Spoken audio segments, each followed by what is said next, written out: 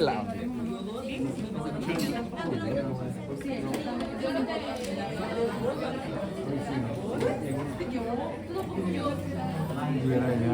Estaba fácil, más que estaba fácil.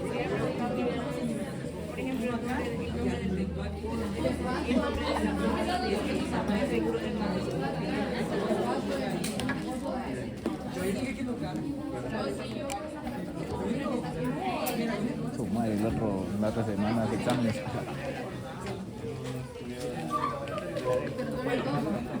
Entonces vamos a platicar ahora de esto.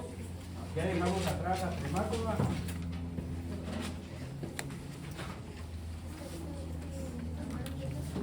Bueno, entonces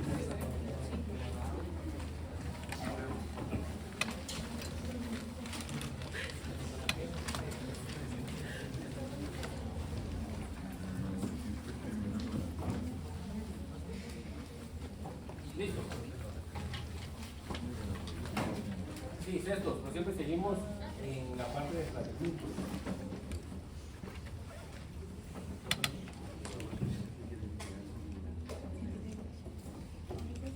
Entonces, para que estemos claros, en la clase tremátoda, ¿ustedes qué características tendrían que tienen? Hablando de tremátoda.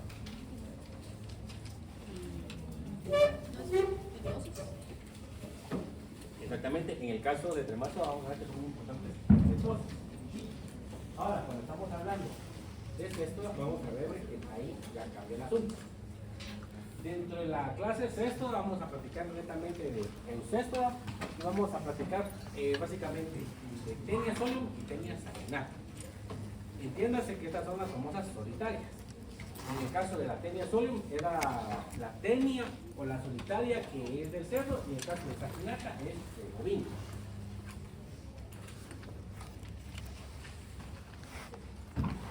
El ciclo, vamos a ver, como hospedero primario o definitivo somos nosotros y secundario ya sea bovinos, pero aquí en este caso yo voy a hablar siempre de tenia solium porque básicamente es mucho más común y el hospedero secundario va a ser sus estrofa doméstica, que quién es este, exactamente, y entonces con respecto al cuerpo vamos a ver que son gusanos platelmitos, son gusanos planos, que en el caso de la solium puede llegar a medir 1 metro de largo, en el caso de la saginata 3 a 5 metros, ya son bastante grandes. Estructuralmente, ¿qué vamos a ver nosotros en el caso de una solitaria, de una tenia? Vamos a ver en el extremo anterior un escólex, que ojo, esto no es una cabeza, ¿sí? Eso ya lo habíamos platicado.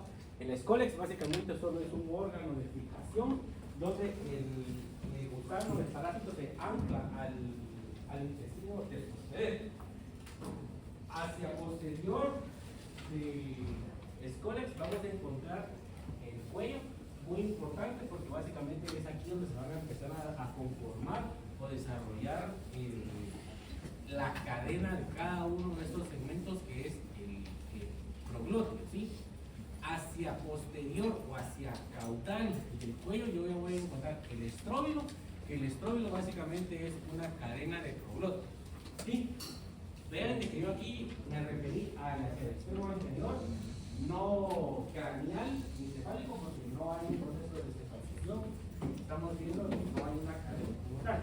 Entonces, estructuralmente, un sexto vamos a encontrar un escólex, que no es una cabeza, un cuello y hacia posterior o hacia caudal del cuello vamos a encontrar un estróbilo conformado por proglótidos.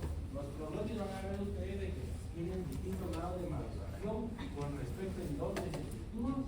Hay algunos que van a ser inmaduros, maduros y los más desarrollados van a ser los grandes.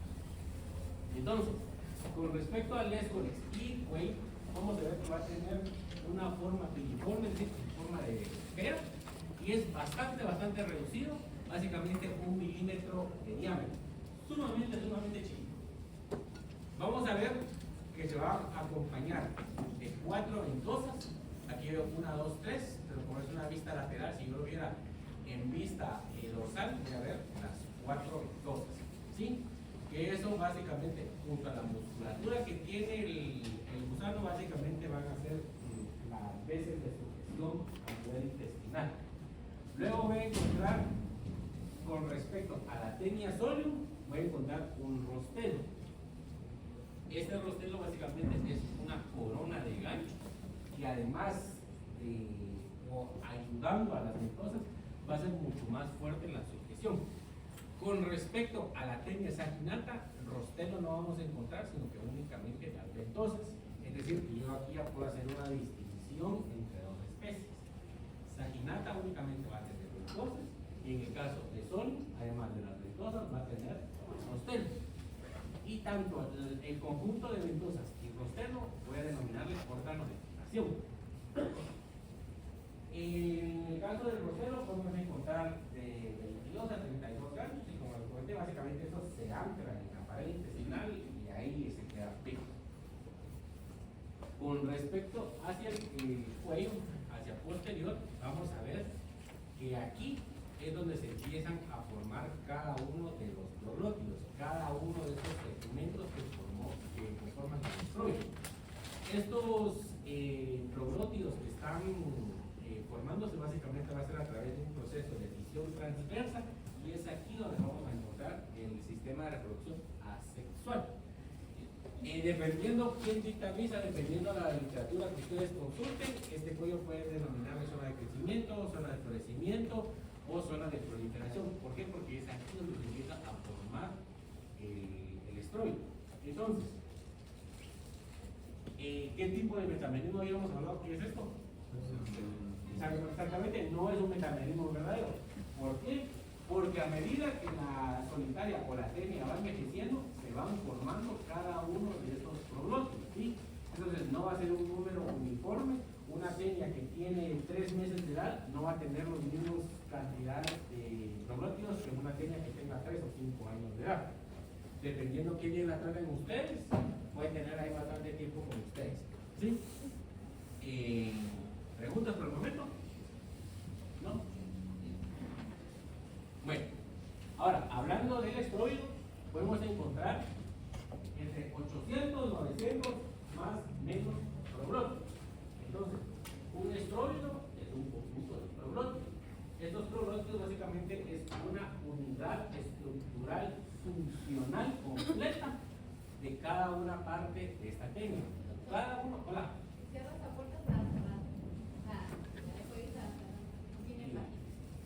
Moverle.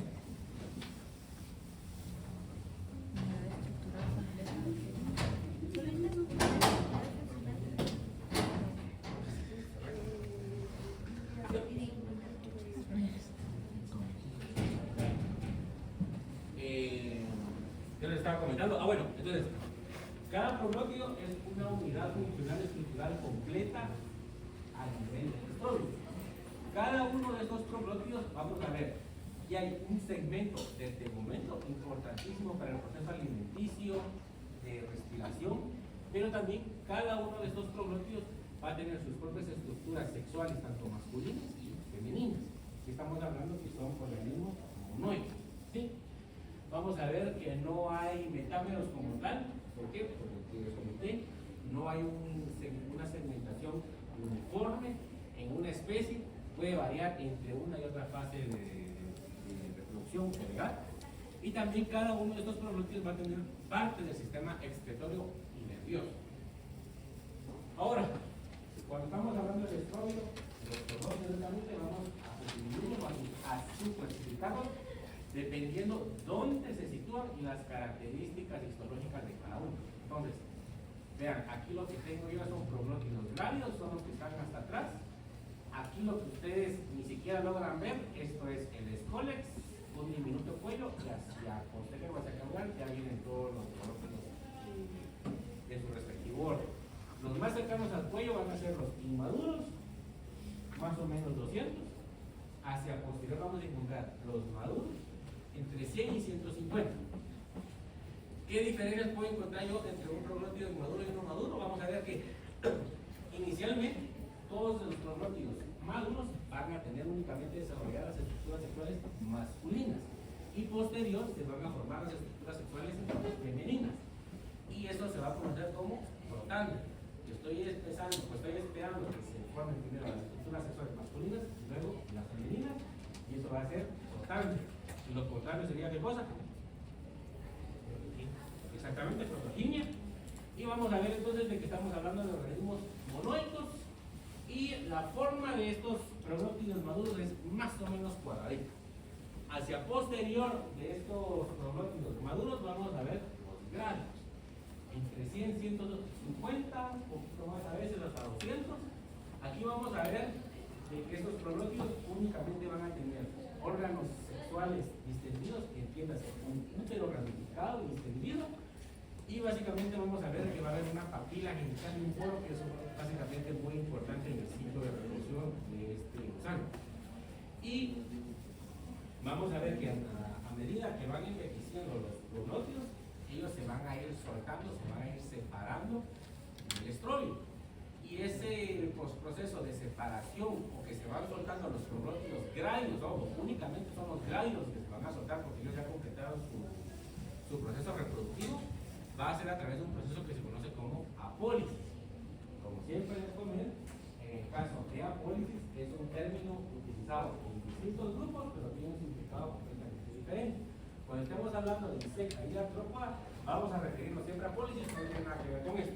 Entonces, en el contexto de cestoda, apólisis es el proceso por el cual se sueltan o se separan los proglóctidos grávidos del estróbilo. ¿Estamos?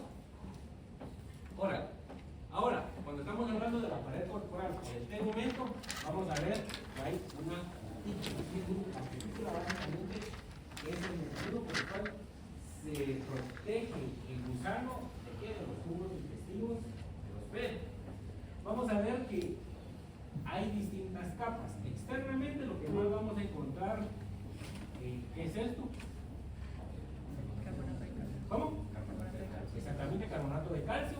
Y debajo del carbonato de calcio yo voy a encontrar un pequeño tapetito básicamente de pelo, que no es pelo, sino que son estructuras muy similares al pelo, que es la capa comidial.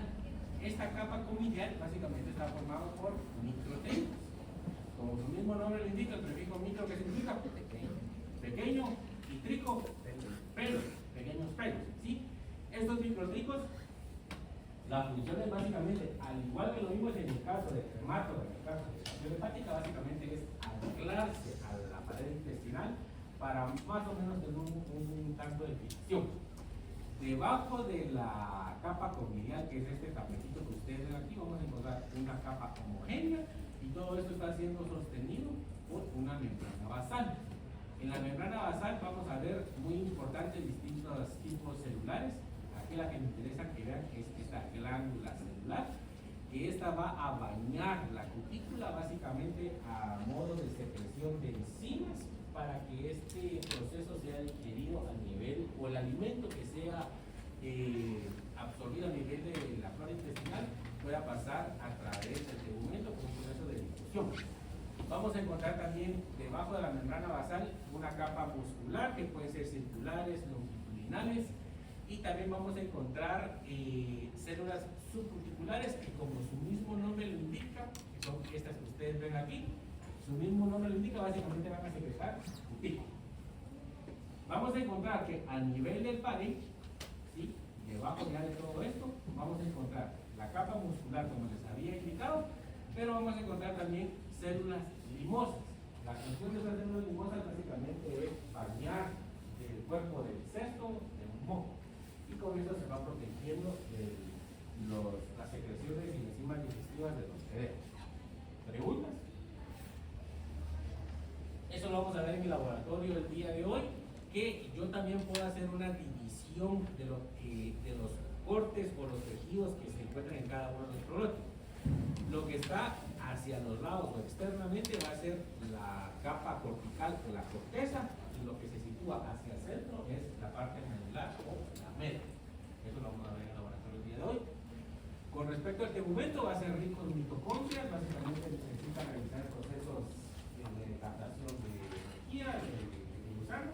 Vamos a encontrar también retículos endoplasmáticos, lisosomas, y Y todo esto, el tegumento va a tener funciones de protección, ¿cómo o para qué? Básicamente a través de las células limosas y glandulares, que básicamente se va a bañar de un moco para proteger el cuerpo del gusano, pero también salud, un proceso de desarrollo de eliminación de las enzimas digestivas del propio cerebro para proteger el cuerpo del animal.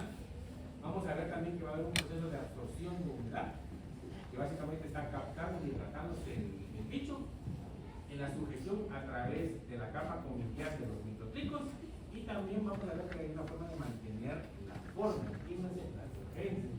Aquí no vamos a ver un endoesqueleto, entonces necesita tener más o menos una forma, una estructuración, esto para no colapsar. Ahora, con respecto a la nutrición, como les comenté previamente, no vamos a encontrar una cabeza. Y si no hay una cabeza, no hay una boca. Y si no hay una boca, no hay un canal alimenticio. Entonces, ¿cómo se alimentan las solitarias o las tenias? Básicamente, cada uno de los proglótidos se va a alimentar solito. Básicamente, él va a captar los nutrientes a través de difusión y por eso es la importancia de los microtricos. ¿Pregunta?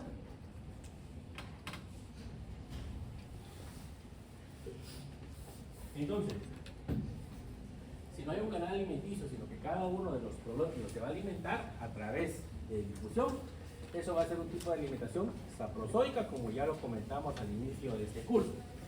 Y como les comenté, eso también va a ser a través de los microtricos, que además de fijar cada uno de los proglótidos a la pared intestinal, por ahí se pueden ingresar nutrientes que están captando de los hospedero. Vamos a ver que dentro de los principales nutrientes que pueden absorber va a ser la glucosa, aminoácidos, vitaminas, etcétera, y eso va a ser a través de un proceso de difusión, y muy importante que va a ser más que todo a nivel del hilo intestinal. Y al igual que en el caso del tremátodo, vamos a ver de que el exceso de alimentación va a ser almacenado a través del glucógeno y lípidos. Básicamente los cestos, las solitarias también pueden engordar. La respiración es exactamente igual que lo que vimos en el caso de fasciola hepática, que ahora vamos a ver que a través del glucógeno voy a convertirlo a glucosa a través de glucólisis anaerobia, voy a formar piruvato o ácido pirúvico, este se va a descarboxilar y va a formar como producto CO2 y el grupo acetil, que este posteriormente se va a combinar con una coenzima A, voy a formar aceticoenzima A, y como productos finales voy a tener ácidos grasos, calor y CO2. En los ácidos grasos ya les había comentado que se van a eliminar a través del sistema, siempre que comillas, excretor, y el CO2 va a ser eliminado a través del tegumento. Específicamente también vamos a encontrar canales a nivel del tegumento en forma de poros, muy similar a lo que vimos en el caso de tremátodo. Ahora vamos a ir a la siguiente parte. ¿Preguntas por el momento? ¿Todo claro? Mucho texto.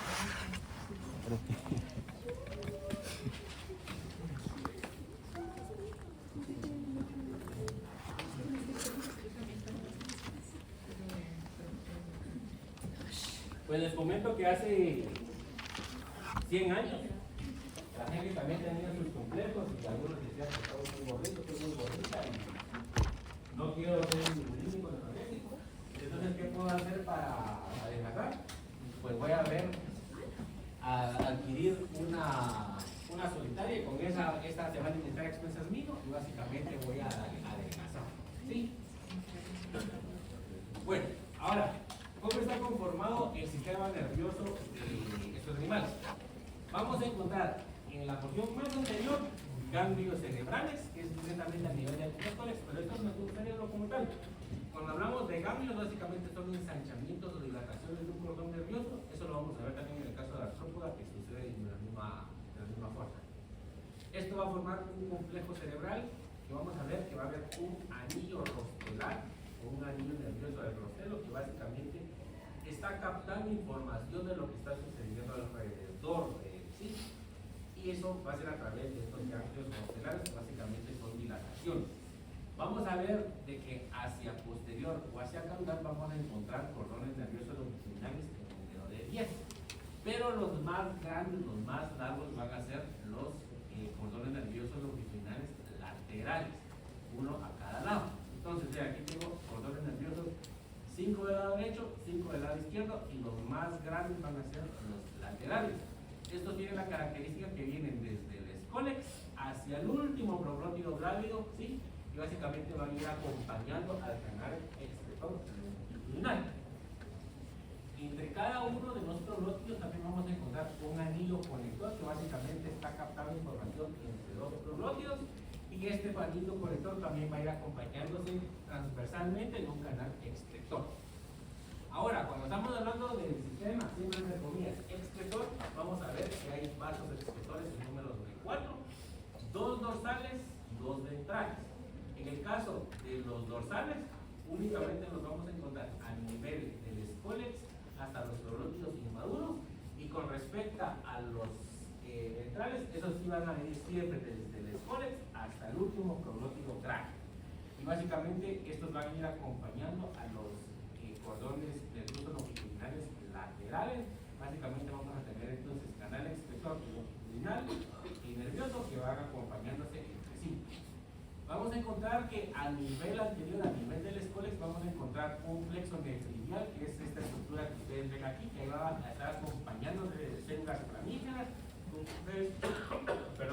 Como ustedes bien saben, las células flamígeras tienen una función de ir filtrando todo el líquido que hay en el interior del animal. Básicamente está haciendo las veces de un cañón. Y todo ese material filtrado va a ir hacia el canal excretor longitudinal de los ventrales, y todo eso va a llegar hacia una vesícula caudal, que es como una vejiga urinaria. Y posteriormente todo eso va a ser eliminado a través del poro excretor. En el caso del poro excretor, este es único en la vida de la tenia y se va a encontrar en el primer proglótido grávido que se formó, es decir, el que está hasta atrás. Cuando este proglótido grávido se desprende a través del proceso de apólisis, esta vesícula caudal y el poro excretor se van a perder para siempre. Entonces, todos los desechos básicamente van a ser eliminados a través de este canal ventral, este vaso ventral excretor, básicamente hacia el lumen intestinal del hospedero, y básicamente todo eso va a ir acompañándose en las heces de las personas. ¿Preguntas? ¿No? Entonces, vean, aquí tengo un canal excretor transverso que básicamente se va acompañado de un canal, de un anillo transverso, que básicamente es la comunicación entre un proglótido y otro. Ahora, cuando estamos hablando de las estructuras sexuales, vamos a ver que son organismos monoides. Voy a encontrar estructuras sexuales masculinas y femeninas en el mismo individuo, pero en el mismo proglótido. Es decir, que si estamos hablando de proglótidos maduros, cada uno de las tenias o cada uno de estos cestos puede tener entre 300 y 400 pares de órganos sexuales. Un montón. ¿Sí? Entonces, a diferencia de, por ejemplo, los mamíferos, que tenemos un testículo izquierdo y uno derecho, en el caso del primato habíamos visto un testículo anterior y uno posterior, aquí vamos a encontrar un único testículo, que básicamente es toda esta estructura que ustedes ven en forma de racimo. Todo lo que ustedes ven aquí, todo esto es testículo, ¿sí? Y ese se va a situar en posición dorsal. En el caso de los testículos, básicamente van a formar siempre espermatozoides, y todo ese material va a ser captado por esos pequeños conductos que son el vaso deferente. Todo ese material conectado va a ir a parar ¿hacia dónde? Hacia esta estructura tubular un poco más ancha, que es el vaso deferente. Todo eso va a llegar ¿hacia qué? Hacia el cirro o pelvis. Básicamente, esto va a estar después resguardado por un saco del cirro, y todo eso va a llegar ¿hacia dónde? Hacia el gonoporo masculino, que está debajo del arco genital, que está debajo del gonoporo común, y eso va a estar situado, debajo de una papila genital. Esa papila, hagan de cuenta que es una ronchita que se puede ver externamente en cada uno de los proglótidos, y dependiendo el individuo, vamos a ver que puede haber una papila del lado izquierdo, una del lado derecho. Pueden haber 3 proglótidos que tienen la papila del lado izquierdo, y pueden haber 20 que tienen del lado derecho, etcétera, etcétera. Puede variar. ¿Preguntas? ¿No? Bueno, entonces, dorsalmente vamos a encontrar, como les comenté, el testículo, y ventralmente a eso vamos a encontrar las estructuras sexuales encontrar básicamente un ovario o germinario que es bilobulado. Aquí yo tengo un lóbulo y aquí tengo el otro lóbulo, que es lo que ustedes están viendo acá. Hacia medial, hacia el centro, se van a unir a través de un istmo y esto va a estar lleno de folículos, que básicamente es como se van a formar cada uno de los óvulos. A la unión del istmo vamos a ver de que va a llegar el oviducto. Al igual que en el caso del tremato, al igual que en el caso de la fasciola, la fecundación se va a dar a nivel del oviducto. Y vean, siempre voy a encontrar un ensanchamiento que es endotipo, voy a tener las glándulas piterinas, que su función, ¿cuál era? ¿Uno no me explica? ¿Cómo? Producir pitero, exactamente, y voy a tener glándulas de Meris. En el caso de céstula no va a tener tantas funciones como en el caso del tremato. Aquí básicamente solo va a ser lubricar el paso de las cápsulas o huevos. Luego vean que aquí viene la vagina, que esta viene directamente del gonocoro femenino, que se sitúa debajo del atrio genital, y esta básicamente se va a situar debajo de la papila genital, pero vamos a encontrar un ensanchamiento que es el receptáculo seminal. Se realiza la fecundación y posteriormente ya realizar la fecundación, todo va a ser almacenado hacia el útero, ¿sí? En el caso de la protambia, vamos a ver de que puede haber uno o unos o varios proglótidos que hayan copulado, van a almacenar el semen, van a almacenar los espermatozoides, y cuando una vez hayan madurado los órganos sexuales femeninos, ya se va a empezar a realizar la fecundación, ¿sí? Básicamente pueden almacenar esperma. En el caso del útero, este va a ser ramificado y muy importante cuando estemos hablando de proglótidos graves. En relación a la cópula y la fertilización, podemos encontrar que hay una autofertilización en algunos casos, que básicamente es de que hay proglótidos que se están fecundando entre sí, como así. Ahorita vamos a hacer un dibujo.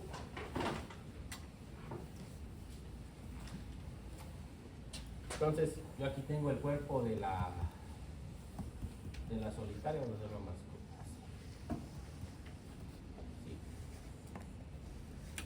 Entonces, hagan de cuenta que por aquí está el escorzo, ¿sí? Entonces yo tengo proglótidos inmaduros, maduros, y grandes estarían por acá. Pero en el caso de los maduros, puede ser que este proglótido de aquí, al plegarse esto, esté fecundando así y así. ¿Sí? Básicamente se está fecundando a sí mismo el cesto. O bien, pero esa es la fertilización cruzada. En el caso de la autofertilización, el mismo proglótido puede ser de que el cierro se evagine, ingrese en la vagina, ¿sí? Y básicamente él se está fecundando a sí mismo, el mismo proglótido. En el caso de la fertilización cruzada es esto, que básicamente la tenia se puede plegar a sí misma y básicamente estamos fecundando un proglótido con otro proglótido, ¿sí? Y como les comenté, básicamente se van a valer de la protambria, que va a ser a través del receptáculo seminal. Vamos a dar tiempo que maduren las estructuras sexuales femeninas.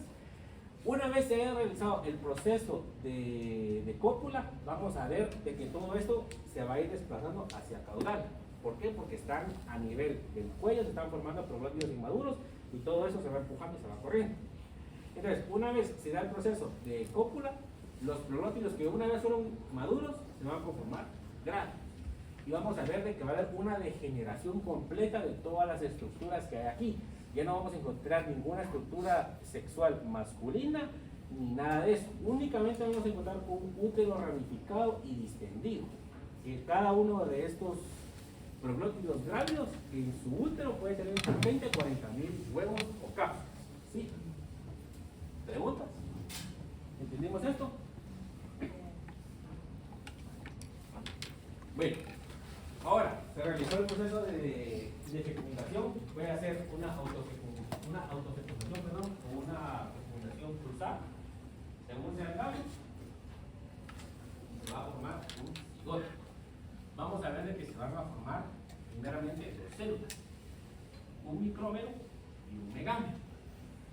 Este micrómero a su vez se va a dividir y va a formar los mesómeros, que son aquellos que tienen tengan una estructura, un tamaño, perdón, intermedio. Micrómeros más chiquitos, mesómeros más o menos, y los megámeros son los más grandes. Entonces, vamos a ver de que aquí al centro, ustedes van a ver que están los micrómetros. Hacia el externo vamos a encontrar los megámetros y en la porción media vamos a encontrar los mesómetros. Con respecto al micrómetro, este va a conformar la módula, básicamente una pelota de células, donde se va a desarrollar el embrión hexacanto.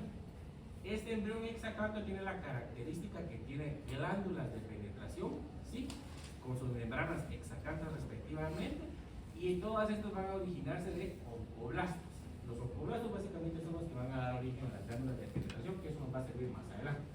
Entonces, con respecto a los mesómeros que se sitúan básicamente rodeando a los micrómetros, vamos a ver que se va a formar una membrana embriónica interna, también va a tener su membrana basal, y posteriormente vamos a tener los megámeros que van a formar una membrana embriónica externa, pero esa se va a perder posteriormente.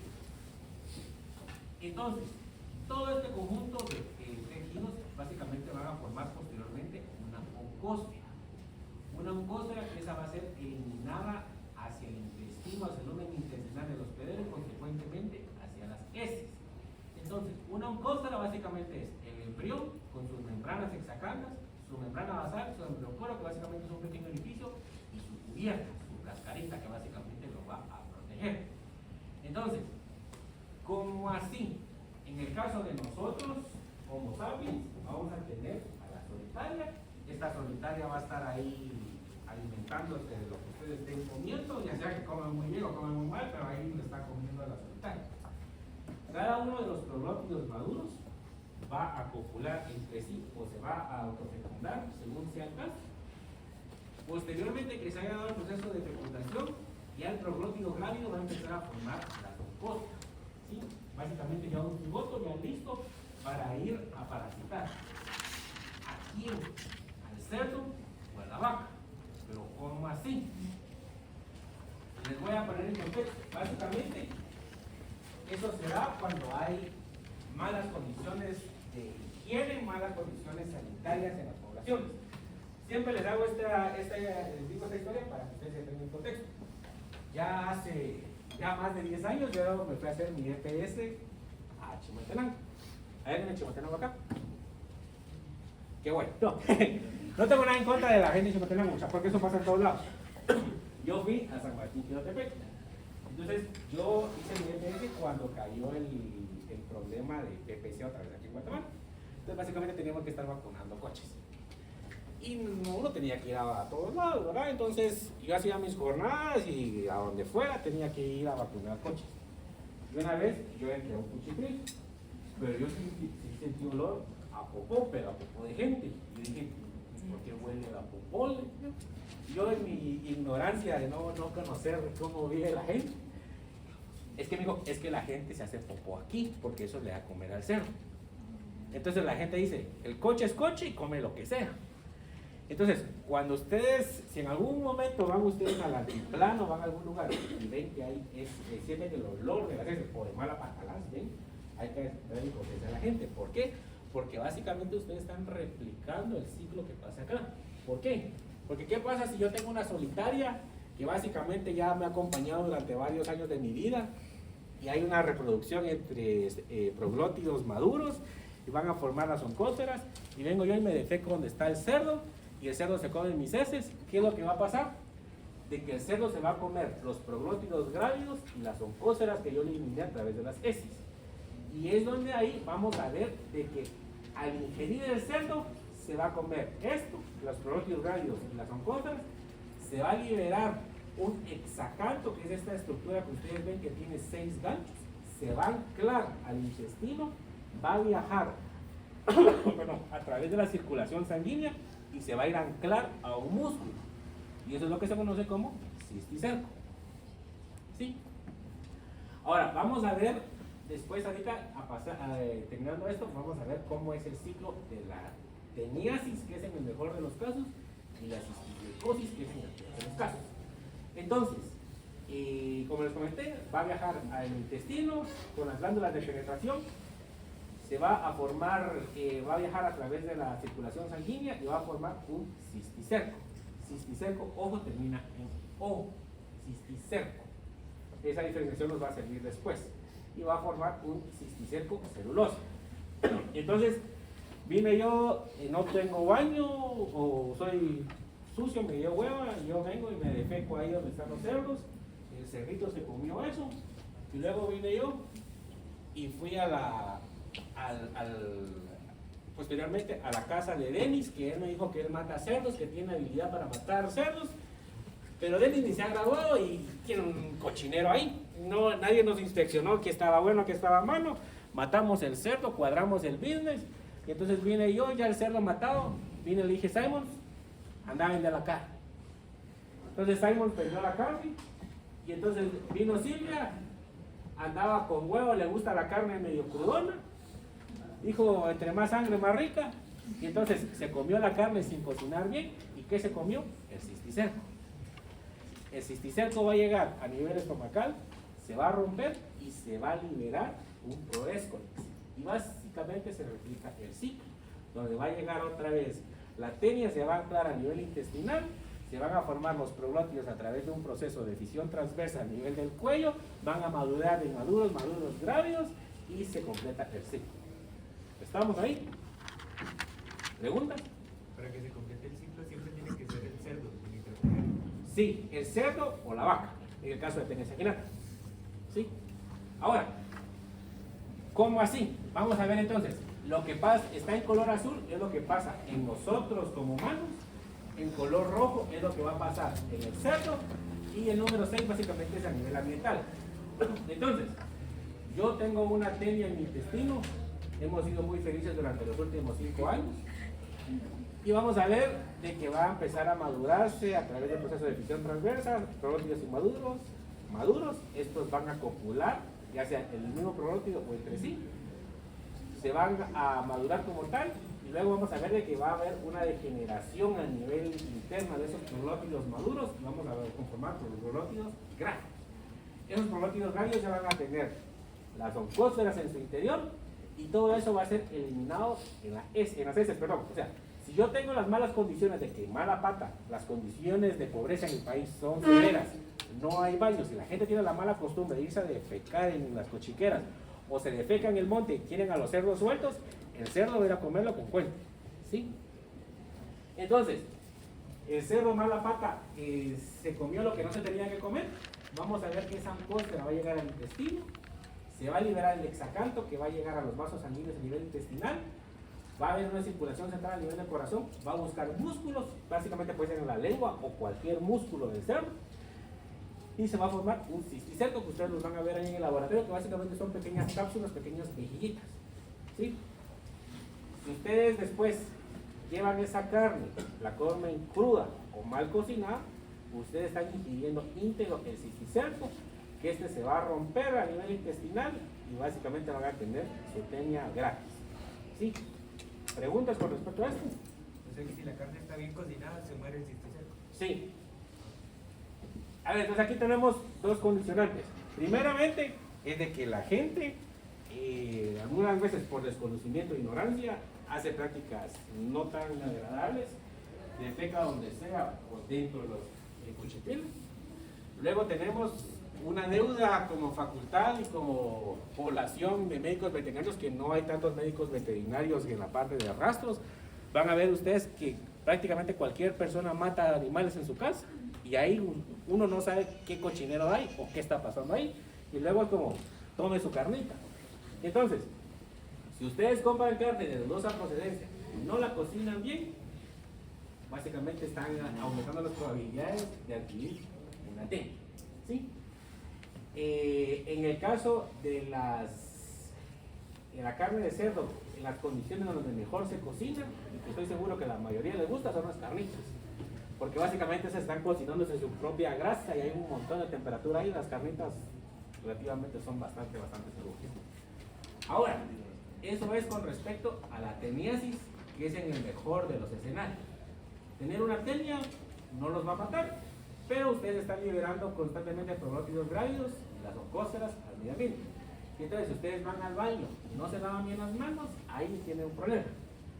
Ahora, en el contexto guatemalteco y latinoamericano también, pero en Guatemala sucede mucho, que si ustedes son de las personas que les gusta ir al mercado, no desinfectan hortalizas y tiendas de lechuga, repollo o las fresas, pueden adquirir cisticercosis, que eso es más jodido. ¿Por qué? Viene mucha gente y empieza a regar los cultivos con aguas negras, ¿sí? Entonces van a ver ustedes de que están esas fresas grandotas, rojas, bonitas. Pero, ¿por qué son así? Porque básicamente el agua con que fueron regadas ya venía con su abono natural, pero ustedes ese abono natural no saben si venía con oncóceras o proglótidos graves. Y entonces, ustedes si no desinfectan las frutas y verduras, no están ingiriendo el cisticerco, están ingiriendo directamente la fase infectiva. Y entonces, el problema es de que eso va a llegar a su intestino, va a buscar el corazón, se puede alojar en ojo, que les puede dejar ciegos, o se puede llegar al cerebro y sí se pueden petatear por eso. ¿Sí? Entonces, en el mejor de los casos, les da teniasis. En el peor de los casos, adquieren cisticercosis. ¿Sí? ¿Estamos claros en la distinción? Ahora, ¿preguntas? ¿No? Entonces, si yo les pregunto cuáles son las condicionantes para adquirir cisticercosis, básicamente es manipular alimentos con las manos sucias o no desinfectar frutas y verduras debidamente. ¿Sí? ¿Y cuáles son las condicionantes para adquirir teniasis? Básicamente es consumir carne de bovino o porcino, mal cocida o cruda. Y básicamente tenemos la condicionante que también es que no tenemos suficientes veterinarios a nivel de rastros. Hay un cochinero, básicamente cualquiera puede tener un rastro en su casa. Es un pleito que tiene el Ministerio de Salud y las municipalidades, que todos se lavan las manos ahí, nadie quiere poner orden, y básicamente eso. ¿Preguntas? Ahora, vamos a platicar del equilibrio. Creo que sí me da tiempo. Vamos a ver entonces la subclase Eucesta. Tenemos aquí Adipililum caninum, que es la tenia del perro. ¿Sí? Aquí tenemos como ciclo primario, pero como el ciclo de vida, hospedero primario, Canis lupus familiaris, que ¿quién es este? El perro y este, legal. Y como hospedero secundario o vector, tenemos Atenocefalides canis, que ¿quién será este? La pulga. ¿Es la pulga de quién? Del perro y este. Pero no necesariamente eso es cierto. Tanto Atenocefalides canis o felis pueden habitar en un perro y en un gato. No, eso no es netamente cierto. Vamos a ver que son gusanos planos, estamos hablando de papelmitos, esos pueden llegar a medir 30 centímetros, son relativamente pequeños. Y vamos a ver cómo es el círculo, perdón. Vamos a ver entonces que viene muy similar a lo que pasó en el caso de Tenia solum y saginata. Viene un perro afectado que tiene su tenia en su intestino, va a defecar. El dueño es coche, el perro defeca donde le da la gana, nunca corrigieron al cachorro, y entonces el perro va a defecar donde le da la gana, de repente ahí adentro de la casa. Y de mala pata también el perro tiene pulgas. Entonces, yo en algún momento, al inicio del curso, les comenté que estamos hablando, cuando estamos hablando de pulgas, estamos hablando que pertenecen al orden Siphonaptia. Siphonaptia tiene la característica que tiene una seta picadora, pero esta aplica únicamente para adultos, ¿sí? En el caso de las larvas, vamos a ver que se alimentan de mandíbulas, con mandíbulas, perdón, y se van a alimentar ¿de qué? De materia orgánica que hay en el suelo. Entonces, hay un pulguero en la casa, a todo el mundo le vale porque ya empezó o aprendió a vivir con las pulgas, y el perro ahí medio le dan de comer, se sura donde le da la gana al perro y todos felices. Pero vienen las larvas de las pulgas y se van a alimentar de materia de descomposición y de las heces del perro. Posteriormente, esta larva de pulga se va a ir a esconder, va a pupar, va a formar un capullo y luego va a eclosionar y va a formar una hermosa y grande pulga adulta. Las pulgas van a buscar a perro y gato y básicamente ahí va a estar el ciclo. Pero ¿cómo adquieren los perros el ciclo? Vamos a ver que durante la fase larvaria de esta pulga básicamente ella ingirió las oncósferas que se eliminaron a través de las heces del perro.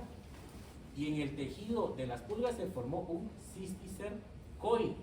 En el caso de Taenia solium imagínate cisticerco, y en el caso de Dipilidis, cisticercoide. ¿Sí? Básicamente se quedó enquistado, encapsulado en los tejidos de la pulga. Entonces, viene el perro, y estoy seguro, ¿quiénes tienen perro aquí? Si ustedes prestan atención, alguna vez le prestaron atención a sus perros, ustedes vieron que alguna vez le picaba al agua al perro, se empezó a mordisquear y terminó de mordisquear y se quedó. Ustedes dicen saber que está mordiendo, pues está comiendo una pulga.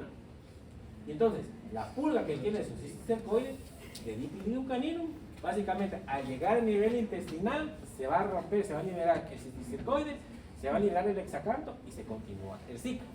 Ahora, ¿qué tenemos que ver nosotros ahí? Las condicionantes otra vez. Si el perro no es el sucio, sino la gente es la sucia, que no le enseñó al perro dónde defecar y todo.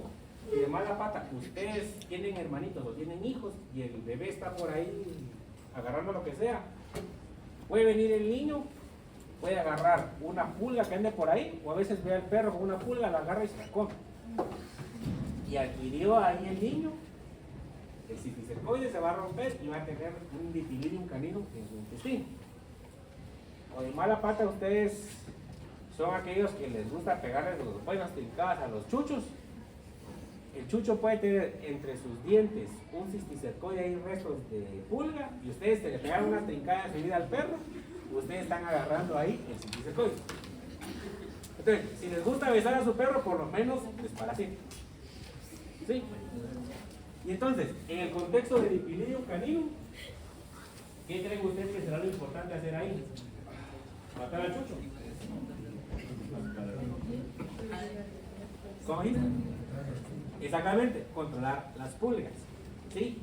O sea, si hay que quitar al Dipilidum, es importante controlarlo, pero más importante es controlar las pulgas. ¿Y en qué contexto van a estar las pulgas? Básicamente hay que eliminar las larvas. Yo les sugiero aspirar donde se encuentre el perro. Si tienen colchas o camas del perro y hay un montón de pulgas en la casa, ponerle su collar, su pipeta y tirar o quemar esas cosas. O si lo van a hacer ustedes, pueden asolear las mantas del perro y básicamente no van a tolerar el calor ni la radiación solar y se van a morir las larvas y se van a morir. Sí. ¿Sí? ¿Preguntas?